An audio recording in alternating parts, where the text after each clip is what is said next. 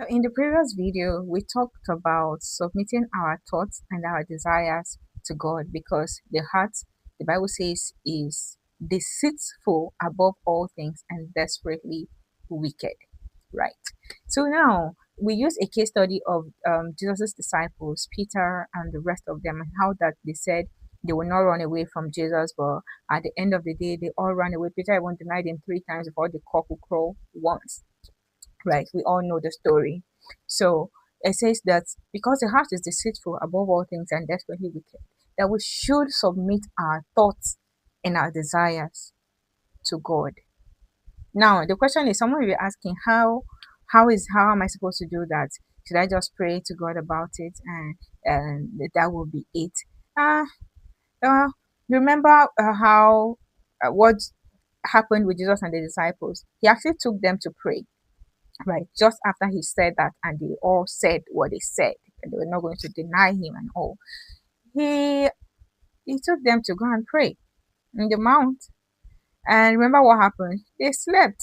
They couldn't pray. They were tired. And so they couldn't pray.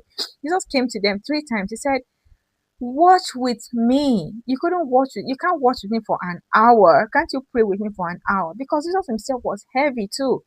He was in this place where he needed a prayer, and these people were sleeping. So, but he woke them up. He said, pray so that you will not enter into what? Temptation. But their eyes were heavy with sleep. They couldn't pray.